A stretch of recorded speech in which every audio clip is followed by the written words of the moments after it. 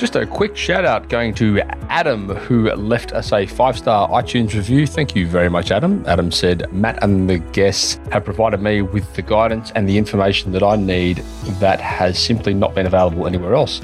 I never thought a podcast could be such a valuable learning tool. Well, Adam, I'm glad you're enjoying it. And I hope you're part of the Facebook community because that also is a very valuable learning tool. Guys, if you've got a review, please send them through and I will read them out on air as I have just done with Adam. And we look forward to hearing from you. Thank you. Today's podcast has been proudly brought to you by Tradie Web Guys. Tradie Web Guys work with tradespeople only on their websites and marketing solutions to help them stand out from their competition. Everything from web design through to SEO, search engine marketing, content creation, you name it, guys. It is a customized solution for trade-based organizations and it's fantastic. Head across to tradiewebguys.com.au/apply, fill in the form and let's have a conversation. It'll be the best thing you could possibly do to kickstart 2019 the right way. Giving tradies and contractors around the globe the tools to run a modern business. You're listening to Toolbox Talks from the Site Shed. Now here's your host, Matt Jones. Hello and welcome back to Toolbox Talks and the Site Shed podcast. My name is Matt Jones. I am your host and I'm joined by my man, Danny Kerr from BT Academy all the way from Canada. Danny, welcome back.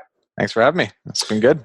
Danny, we're right in the middle of our scaling your business from $500,000 to $5 million series. This is the third part. And for the guys out there, if you guys missed the first 2 episodes, make sure you go check them out. The first one was building your one-page strategic plan. And there's actually a framework for that in the resources for this series. So head across to the show notes, you can get hold of them. The second episode was structuring your company for maximum productivity. That was a very interesting episode with a lot of cool little takeaways there. So guys, definitely go and check that out if you want to get squeeze more productivity out of your team and yourself for that matter. Danny talked a lot about some tools that you can use in order to get some oversight there. In this episode, we're talking about how to generate Rockstar Employee Applications. Now, this is a conversation, Danny, that has been ongoing in the group. Like everybody's struggling to find the right staff. Everybody's convinced that everybody out there are useless and they can't find anyone to be as good as them. But as you and I both know, typically the fish rots from the head down. So I'm keen to hear your thoughts on this one. Cool. I got lots of thoughts behind this one. So I'll start with, this was one of my major jobs years ago when I worked for that franchisor. We had to hire about 150 franchisees a year and then be a part of, not doing it all, but be a part of hiring 400 painters a year. Jeez. Every single year. So I would get upwards of 100 applications a day, sometimes into my inbox. And the rigor and the process that we had to put in to do this is what I'm going to kind of speak to a little bit right now. Okay. It's an incredible amount of work, but I learned a lot about trends. I learned a lot about what works and what doesn't work. And I kind of have a I feel good oversight as to what to go do, like very tangible stuff to go get results. Here's one thing I'll say. I've run a business since it was 2006. It was my first year ever running a company. So now it's been, I don't know, how long has that been? 15 years? Getting close to 15 years anyway. Through that time, there's been a recession. There's been now what we're in, which is a massive labor shortage. The economies have changed a couple times through this time that I've been running these businesses. And what's very interesting to me is I remember in 2008, people were like, there's no work. There's nothing. Like, what am I going to do? And yet somebody even said this to me and it stuck with me. They said, Danny, but you got to still realize like there's billions of dollars flying through the air in transactions all over the globe every single day right now, still, regardless of the recession. He's like, you just got to figure out how to reach up there and grab it. Right. I'm like, right. So it's the same thing with recruiting. Like there's still millions of people, billions literally on earth, but millions of people out there working, looking for work who are a perfect fit for you. Maybe they're, loving what they do. Maybe they hate what they do, but they're still out there. They didn't the world didn't just get the rapture didn't happen. Like the people are still there. They're just not applying at the same intensity and vigor that they used to. And here's why. Think about it. In 2008, Matt, what was the biggest need that every company had? What was the biggest thing that everybody was trying to get more of that was hard to get? Oh, well, I mean, what do I mean? Apart from staff, you mean? 2008 recession. I don't know what it was like in money, Australia. yeah. But Everyone was, yeah, money was. money. We need more jobs. There's no more work. What are we going to do? Right? So what did everybody do? They doubled down on marketing. They doubled down on sales. They pushed hard for all this. And the conversation in business became, to be successful in business, you have to be good at getting more work. Right?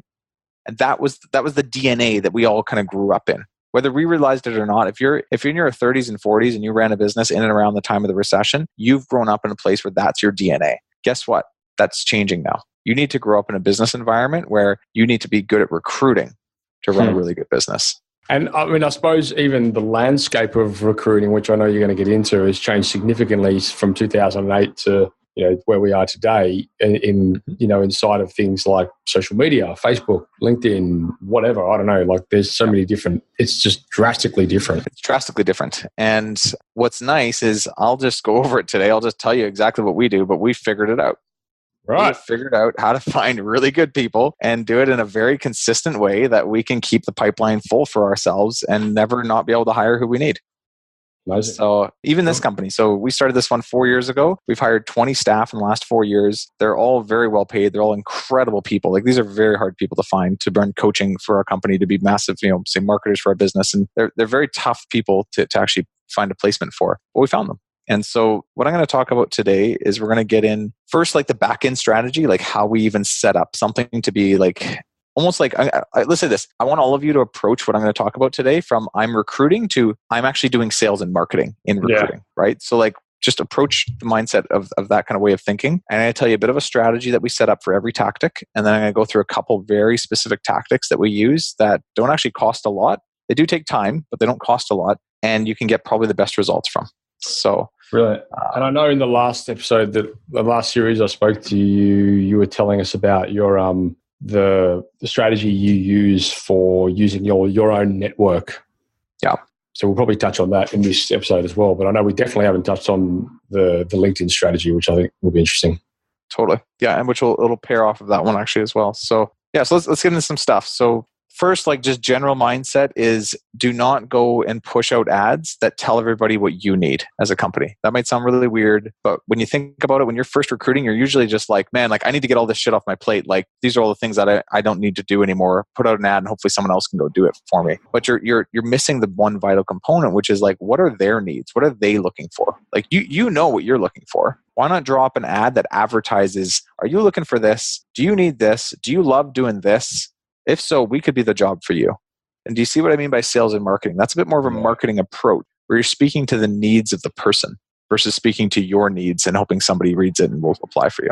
I mean, if I go online and read Craigslist ads, like they're terrible. Yeah. They all look the same. They're all shitty. They all don't tell you much about why you'd ever should apply. And of course you're going to get shitty apps. You put out a shitty ad. So take time on your ad. And here's one little thought on this is take time to actually interview the people that you do work with, that you do love, and just say, hey, what do you love about your job? Why did you start with us? What were you scared about when you first started with us? What keeps you around? What tasks do you love doing every day? What do you hate every day? What are you great at? What do you suck at that we support you in? Like get to know their inner needs and then use those needs to sell to them in the ad itself. So a good example of this would be my project manager years ago. Sports guy, pretty sure he's like the captain of his football team. And he was just like, Danny, like I work for you because you treat me like I'm like my own little captain of my little painting teams. You're my coach, not my boss. I get to go score touchdowns every day because every day you have goals for me to go hit and we go achieve them together. And I get to draw up a strategy for the team on how to go do that. He said it's very similar to the things I do on the field. Like, that's why I work for you. So my ad said, need the captain of our painting team to drive the team home for success, right? Do you love scoring touchdowns every in your career? Score touchdowns with us out in the painting field. Like we really geared it towards that type of person. And then all of a sudden, I was getting a bunch of athletes applying for me. Go figure. Right. So it was interesting, like what you speak towards and the needs that you capture in those ads are the types of people that you're going to attract. And yes, I still got like the same people that apply for me every 6 months that never get jobs. I get it. Like you're still going to get a bunch of fluff, but you will attract some good people that will take the time to read your ad, which are arguably the ones you want anyways, that are attracted to it. Yeah, anyways, first nugget, that's a very important nugget for make everything else I'm going to talk about make sense. Okay. So cool. Any thoughts on that or comments or? No, I love that. I mean, I know that's one thing that I've taken away from like speaking to you in the past, that whole mindset around like treat your recruiting process as a marketing effort, not so much a recruitment inverted commas effort. Totally. I think that's a bit of a paradigm. And you're right. Like since I've started, recruiting for people in my business, you do notice those ads, and you do notice. And admittedly, the first couple of ads that I put out there, they probably weren't very good, and as a result, the applications were terrible. I think in one instance we had like 30 odd applications for a role, and I didn't take any of them. I just said, you know what? But I keep being accountable. I went back to that ad, and I was like, well, you dicked up this ad totally. Like, no wonder you got pelicans. Yeah. Totally. Good. So let's talk about how to get people to look at this ad. So this is, again, sales and marketing. This is your ad. This is the thing you now have. You've drawn up. You've taken time on. You need to get eyeballs on it, right? There's a lot of ways to do it. I mean, obviously, Craigslist, I always tell people post every day at 11 and 4 p.m. every single day, and it'll keep you circulating at the top of Craigslist. Indeed, if you're using Indeed, it's a pay-per-click system. Pay for it. It's worth it. Often people don't realize the cost of not having someone work on their job site for a day. Right? If you have a, say, $50 an hour charge rate and you make, say, 35% off the project, you're making roughly, what is that, 65 divided by, so you're making roughly about $20-ish for every hour that person's not working for you. So if they're not working for you, that's $20 missed. If they're working for you for 8 hours, that's $160 for the day that you didn't make because that person wasn't in their job yet. So what's the cost of having that ad up there? 20, 30, $40? Yeah. Spend it. Right. So those are some of the pay stuff. A lot of our guys have started to talk to us about ZipRecruiter. That's been a good one. And these are all the United States too, so they might be a little bit different in Australia. But what I'm generally saying is pay for these online paid stuff. It's not going to kill you. It is actually quite costly to not have a person. And if it's going to help spread the web, it's all good. Now, where we've gotten most of our results has been through Facebook, LinkedIn, and campus recruiting. So Facebook, we talked about in another podcast, and I'll bring it up again because I think for those who haven't heard it before, or those who maybe heard it once but didn't do it because they just didn't see it as like the most important nugget, this is literally like the most important nugget. Like, you need to do this. So what we would do is we would use this ad. We would drop this thing to the nth degree. We would drop what we call an ideal candidate profile as well. So we kind of profile who we're looking for. And then we bring all of our staff in on a Thursday. So we'd say, hey guys, come in, pizza, beer night. We're going to pay you for your time. And we really need help finding a few more rock stars, just like you guys. And like minds know like people. If we could utilize your network, that would be incredible. Are you game? And we'll give you a bonus if you hire somebody. Right? So we get their permission, get them coming in. If you have, say, 10 staff you work with, what I'm going to get them to do is I'm going to get them to message on Facebook 100 to 200 people each. And I basically have them say, hey, so-and-so, our company XYZ is looking for a person in XYZ role. Curious, would you know anybody who'd fit this description? See link below. And you just link the job ad. P.S. We're offering a $500 hiring bonus. If you do know anyone, I'd be happy to split that with you. Hope to hear from you. And make sure when they're messaging everybody, they send individual messages. I've instructed a few of our members to do this. And one guy, he messaged 200 people all in one big group message. And then every response was in that message, and people just got pissed, right? So they weren't like, it was just like totally counterproductive. But he's like, hey, Jack, one message. Hey, Jane, another message. Hey, Rick, another message. Like one message at a time. Same copy, just change the name and personalize it a bit and then send it off. And so if you have, say, 10 staff that send on average 100 messages each, that's 1,000 messages that go out on Facebook. And we all know what it's like on our phone to get a Facebook message. We read it. Like, we'll take the time. It's dinged on our phone. And you'll at least probably read it, if not click on the ad and read a bit about it. And who you're sending this to, or who you're telling them to send this to, is people who they think would actually be a really good fit. So even though they're saying, do you know anybody? Still, send it to people they think would be a really good fit, regardless if they're available or not.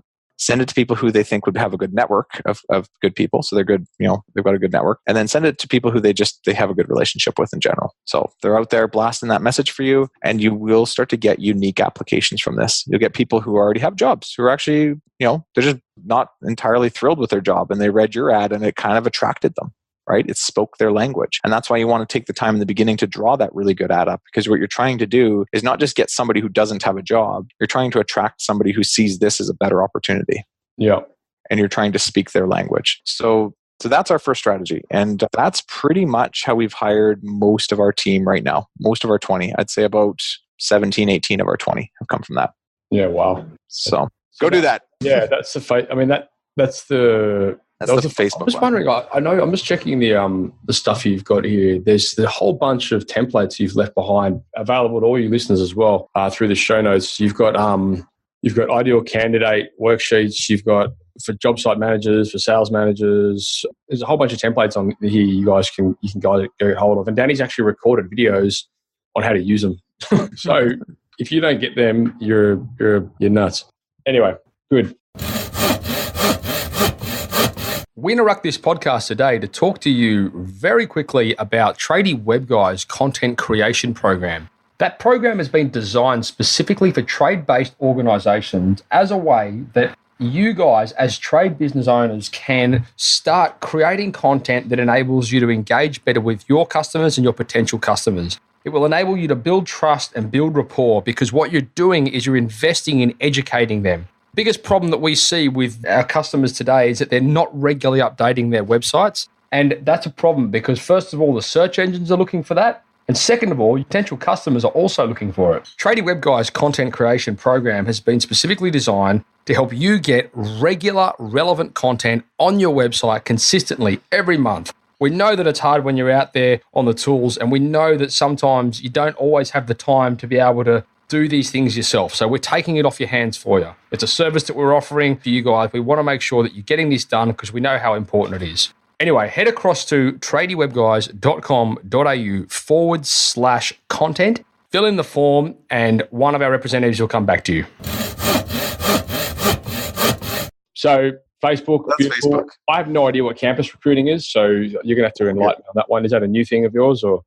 It's something I did years and years ago, but I realized it's actually relevant for people who are looking for seasonal labor. But yeah, we'll get into campus recruiting. If you're trying to hire people for 3 or 4 months and you can hire students, I'll show you how to hire students, basically. Gotcha. Okay. Good strategy. Do you want to go into LinkedIn now, or do you want to do campus, or? Yeah, let's do LinkedIn because it pairs with Facebook. So on LinkedIn, most people have a LinkedIn profile and they get invited by people to connect all the time and they don't even know who these people are. It's because they're doing a lot of what I'm about to tell everybody. They're essentially geofencing a certain person. So what they're doing is you're saying, okay, we are in this city and we need a project manager that fits this rough description. Go and get, LinkedIn has a recruiter add-on that you can get now, or something else called Sales Navigator. Either way, what you can do is you can increase your search functionality with it beyond what you can get from the stock LinkedIn. So you pay whatever, $50 a month. And with that, you can say in this geographical location, so in this city, we are looking for people with these keywords in their resume. So you can keyword, project manager, you can keyword a certain company that they may, like, I don't know if you guys have enterprise rent-a-car or, certain companies,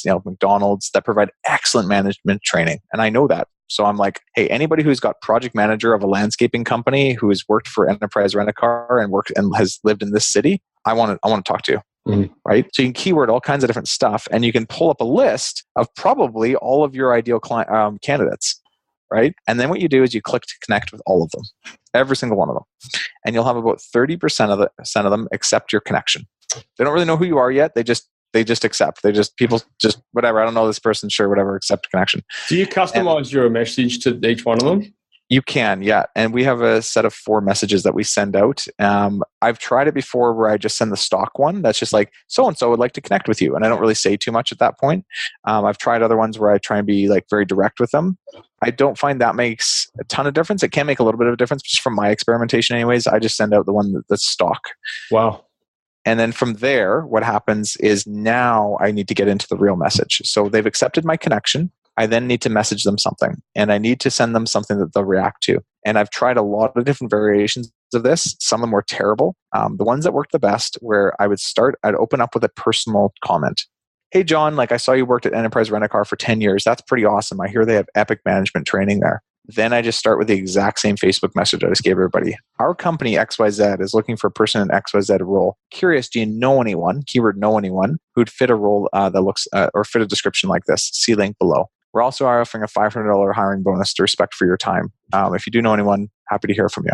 Do you find, Danny, that I get so many LinkedIn requests daily and it just freaking drives me nuts? And it's typically people, they'll come to you and they'll be like, hey, and they're using Sales Navigator and they're saying, hey, I noticed you're working with trade businesses.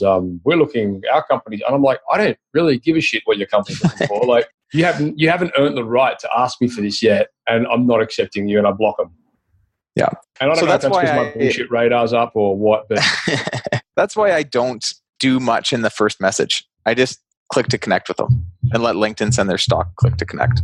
In the message after that goes out, you're right. We've played around with that a little bit. You can, because I found what worked. I found what worked for me. I'll read you what we do right now.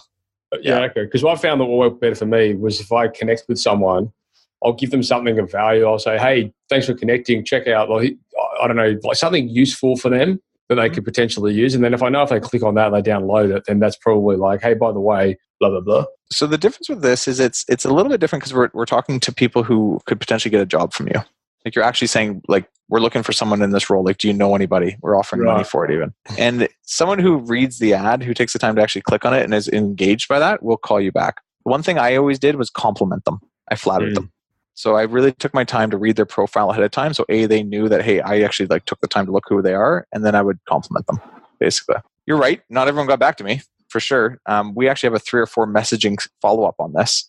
So through LinkedIn? Hey, so-and-so. Yep. So, hey, so-and-so, I never heard back from you. Just curious if you got the message below. Hey, so-and-so, don't want to be a huge bug. Just let me know either way is fine. So, so we have a few follow-ups that happen after. Is it automated? So what I do is I pay a girl $20 an hour, and she has an Excel file, and she basically tracks everybody on first, second, and third messaging. Yeah. So she just does it every week. She does about 20 hours a week of that.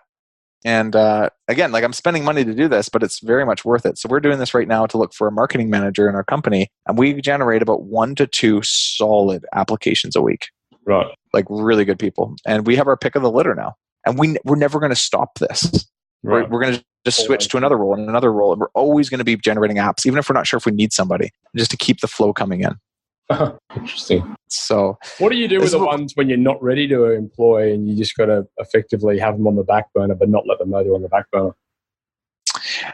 You know what? It's interesting. Like they'll start to apply. You might have a phone conversation with them, and you kind of let them know. You're like, cool. Like, thanks for applying. I actually called you because I really liked what I read. We're not hiring today, but I really like who you are. Are you somebody that if I called in a few months would still be interested in chatting with me? Yeah. Right. So just let them know what's going on. And most of these people that we're talking to already have jobs. You know, they're not actively looking for work, but they got the message. They read the ad, it intrigued them. I read their resume. I was intrigued. Hey, we're interested in each other. We don't need to get married tomorrow here. Let's just stay in touch. Mm-hmm. So, yeah. Okay. Sorry, I won't interrupt. Carry on. Yeah. So that's the basics of LinkedIn. We'll track all of our applications that come in and rate them out of 10 and score them right on the resume on their file that we save them on Dropbox. So that way we always have these resumes to come back to. We can always reference them later. These types of roles work really good for management roles, office management roles, stuff like that. They're not probably as good for like technicians, right? So because they're not on LinkedIn anyway, right? There's not as many of them on LinkedIn, yeah, for sure. So, but yeah, that's kind of what we've been doing. And through the Facebook strategy with our staff's network, we're always tapping into our team's network. And the bigger our team grows, the bigger that strategy becomes actually. Right. By doing it with somebody paid $20 an hour to just hone through my LinkedIn and just connect with people every week, I'm keeping an active, strategy always going with people that aren't in my network right now, and I'm pulling them in. And if you really notice what I'm doing active strategies. I'm reaching out, right? And if you ever learn anything about marketing, there's a difference between passive marketing and active marketing. Passive marketing is like putting out a sign, putting up an ad, having people click on it and come to you. Active marketing is approaching somebody, going door to door, showing up at a home show, doing an open house and meeting customers and shaking hands at networking events. Mm-hmm. You're doing the same thing for recruiting. You're getting active in your marketing because people aren't coming to you. You need to go to them. Does that make sense? Yeah, I love it. Okay, cool. Well, does that sum up? Oh, no, hang on. Campus.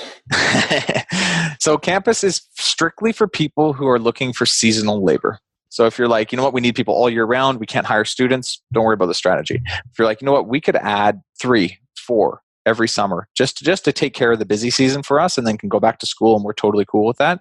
This is a really powerful strategy. So this is what we used to do at College Pro Painters, the franchisor that I used to work with. So we would go onto campus and we would talk to the profs before class started. And we would essentially go to many lecture theaters, so the ones that had 300 to 400 kids in each theater. And we would say to the prof, hey, can we say a quick blurb about getting a summer job before you guys start class? And they're usually pretty open to it because it's a positive thing for the students. Really? Yeah.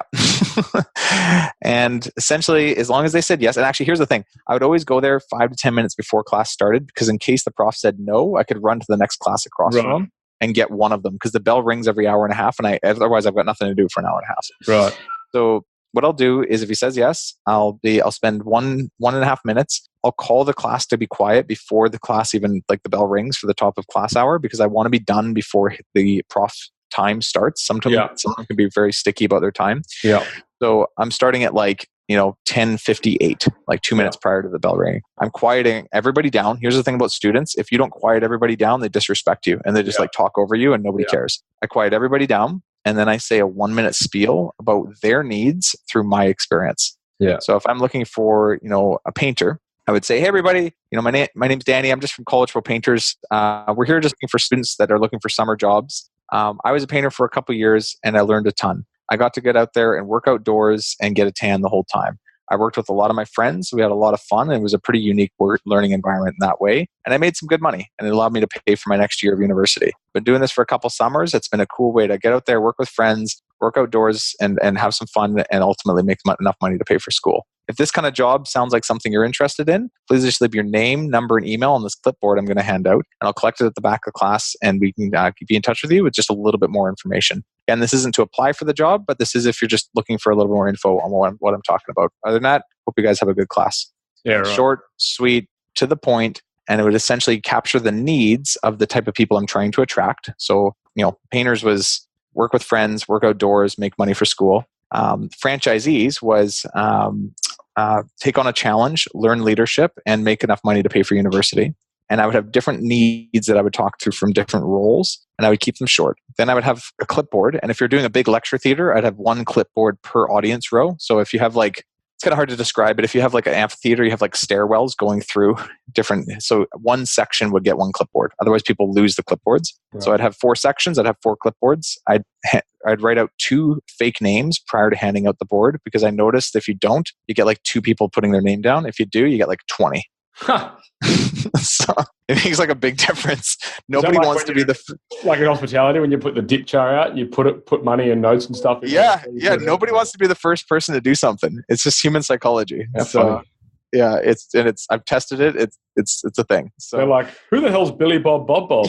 Yeah, I filled one out in pen and I'd always fill one out in pencil. Fucking ninja. Anyway, let's go. So hand out the clipboards. They go to the back, and I'd be fairly instructional. Make sure you pass them within your row. I'll collect them at the back, and you can place them at the back. I'll be there to collect them. If you don't give them instructions, these clipboards get lost in the crowd somewhere, and sometimes you don't find them. To be high instruction on what to do with the clipboard. It's amazing. We have over here college. We call it TAFE, which is basically tertiary education, where you learn your trade, and I reckon something like that it's not seasonal, but it's certainly being proactive in going to TAFE. A lot of the kids that go to TAFE absolutely hate their bosses. And admittedly, a lot of them are kids, and the problem is probably the fact they won't get off their phone for half the time. But I think that would probably be something that would work quite well. Yeah. So here, I'll give you some more to this. So now you've got all their names. And every year you go, you get more names. And you keep all those names. And what you do is every time you go, you basically then set up a booth on campus for the next 1 or 2 weeks. And you do it 1 day a week. So they let you do this? I pay for the booth. Right. So I sponsor a booth, and I'll pay $500 to have a booth for a day in the lunchroom. So I then have a booth there, and I would the couple days prior be calling everybody, being, hey, so and so, like you said, you're looking for more information. I do a bit of a phone talk with them, and then have them come to the booth for a 15-minute mini interview. We would also text all of them, and we would email all of them saying, hey, we're going to be at the booth between 12 and 4. Let us know what time you can come by, and we'll schedule you a 15-minute meeting. And basically we would start to get meetings set up for 12, 12:15, 12:30, 12:45. And then if they don't come, we text them to try and have them come out. And we'd be at the booth in the lunchroom attracting the students that we had just talked to, keeping it very simple for them to come and talk to us. We'd then get some face-to-face time with them, see if they're good or bad, and then we can have them fill out a pre-application to be considered for the role and send them off with some pamphlets and information. If I'm not getting a ton of response from people, or I need to get some people a hold of that I didn't, I use something called easytexting.com, and I basically upload my spreadsheet of all those lists of names, and I text everybody. I mass text everybody at I think it was 11:50 right before lunchtime. Hey, so and so, if you're still looking for a summer job, come to the lunchroom. Look for this sign. We're taking applications today. You see kids literally come out of class and looking at their phone and coming towards you. Like you're just like, and so if you do this every year, you're slowly accumulating your list of students on campus. And I had like a couple thousand at one point where I was able to just like mass text a couple thousand students and have like 20 of them show up within the hour that I texted them. I suppose on the flip side too, like, and I mean, a serendipity that would be if these are people that are like they'll be entering the workforce soon as well, and they'll be looking for full-time work. So who knows where they can end up? Totally. So those are my heavy hitter strategies. I love it. That's gold. And so in the final episode, we're going to come back and we're going to be talking about maximizing gross profit in your business. And that'll basically wrap up this awesome series, which has been scaling your business from 500,000 to 5 million. Guys, you've been listening to myself and Danny Kerr from BT Academy. The website is btacademy.com. They're based in Canada. They operate right throughout North America. They've got some amazing resources they've left behind. So head across to the show notes. You can get a hold of them. And you can also get access to Danny's calendar through that same page. So if you want to have a chat with him, you can do that there. Danny, let's wrap this episode up. Let's come back for the final one and blow it apart. Awesome. Sounds good, man. Thank you for listening to another episode of Toolbox Talks. If you're liking what you hear, then you can head across to the siteshed.com where you can join our community by signing up to our Toolbox Talks. You'll get sent a weekly notification, which is basically a highlight of everything that we've spoken about during that week, along with any other industry news that may be relevant or specific to the trades. If you're enjoying the show, you can head across to iTunes, Stitcher, or SoundCloud, where you can leave us a review. That would be fantastic, and all the reviews get read out in the show. Likewise, if you have any friends or colleagues that you think would benefit from this show and the episodes that we create, then please go ahead and share it with them.